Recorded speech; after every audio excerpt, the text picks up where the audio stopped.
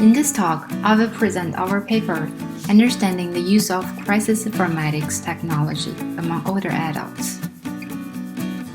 We are increasingly experiencing disasters and crises, including floods, tornadoes, and wildfires, that have significantly impacted human life. This is particularly true for vulnerable populations, such as older adults, who are more likely to suffer from mobility, sensory, and cognitive limitations that may impede decision-making and taking actions during crisis. Information and communication technologies, such as crisis apps and social media, have been used to mitigate the effects of emergencies and crises. This body of work is also known as crisis informatics, an interdisciplinary research area that investigates the interconnectedness of people, organizations, information, and technology during crisis. However, while researchers have studied the role of crisis informatics tools in the general population, there has been less of work examining how specific populations, such as older adults, use these technologies and the particular needs that may arise in these populations. And yet, technology adoption is growing amongst older adults.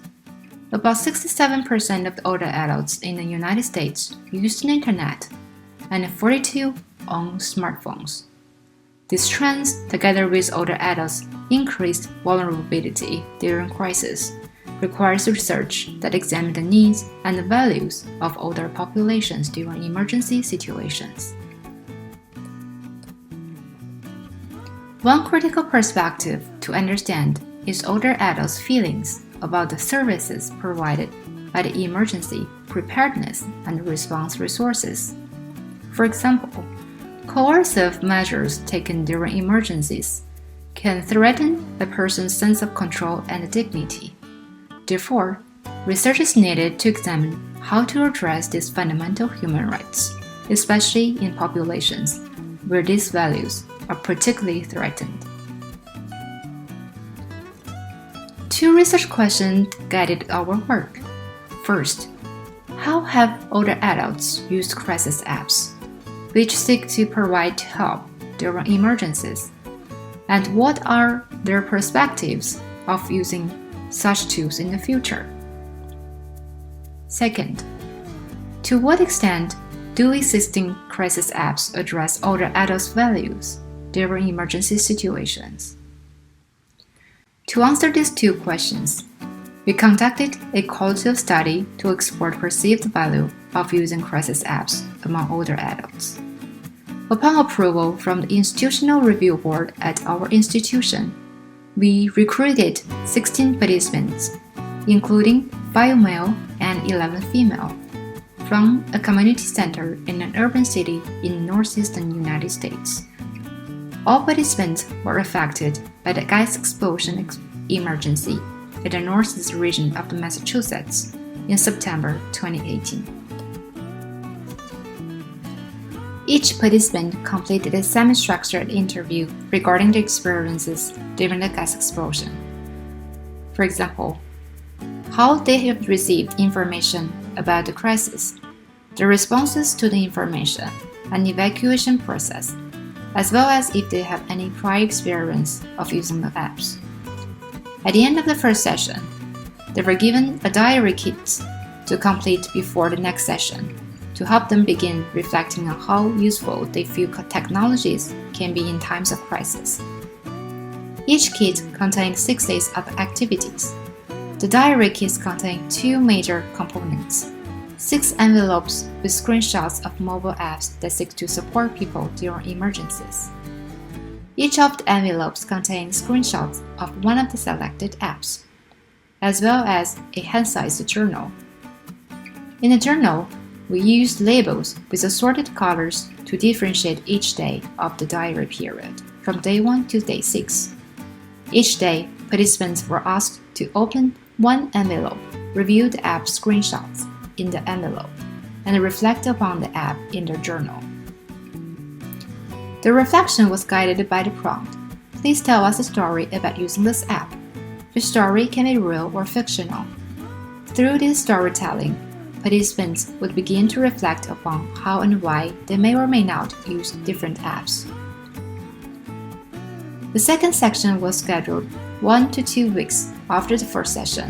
This session was an in-depth semi-structured interview guided by our initial analysis of the interview data from the first session and a completed diary. Participants were also asked to talk through their journals.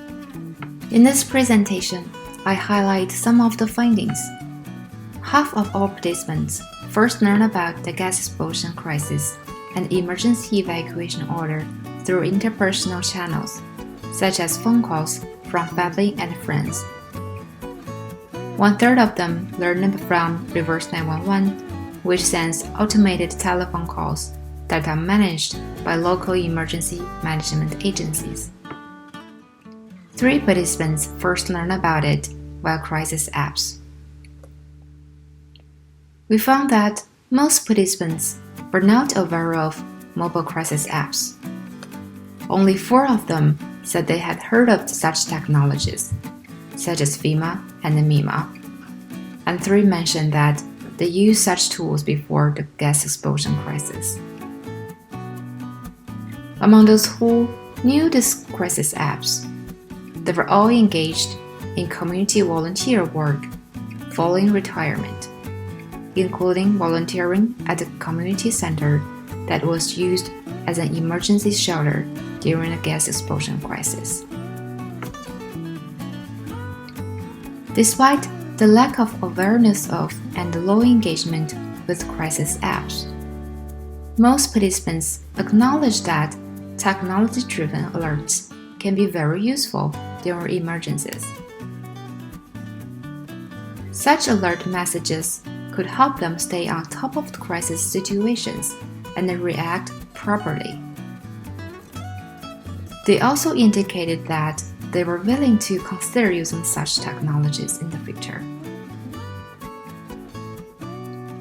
Our findings also suggest that the privacy and information security concerns around social media were not only coming from trust issues with the platforms themselves, but also are associated with older adults' vulnerability to misinformation, like spam, in times of crisis. With regards to social media institutions, while they allow for connecting with trusted individuals and organizations, participants expressed concern and a lack of trust in how the information may be used by other organizations or individuals connected to these technology platforms. Our participants believe that being able to connect to first responders, such as emergency medical staff, police officers, and firefighters, and provide them with more information would enable personal treatment. During emergencies, it is not unusual for people to feel stressed and anxious. Enabling individuals to connect and share medical information with first responders can help them react more effectively to individuals' specific medical needs. This personalization would in turn provide reassurance, further enhancing their sense of control, safety, and dignity. To move forward and advance the crisis informatics research, we suggest some future work that examines approaches to promoting awareness of and engagement with crisis informatics tools, as well as addressing human values as design goals. Particularly, our findings highlight the value of leveraging community-based organizations to increase the awareness of and engagement with new tools, such as the crisis applications. Specifically, given the vital role that neighborhood institutions such as community centers and fire departments play during emergency scenarios, there is a great opportunity to explore how tools can be designed to better connect older adults and neighborhood organizations. Such systems could enable older adults to communicate their needs to local organizations providing disaster response services. Also, designing platforms that thoughtfully bootstrap technology learning communities might help connect older adults with varying degrees of prior exposure to crisis apps. Being introduced to and trained by people who they trust, such as family and friends, or staff at community centers that older adults are familiar with. These approaches might help reduce the anxiety of technology adoption and increase the self-efficacy of using the new technology.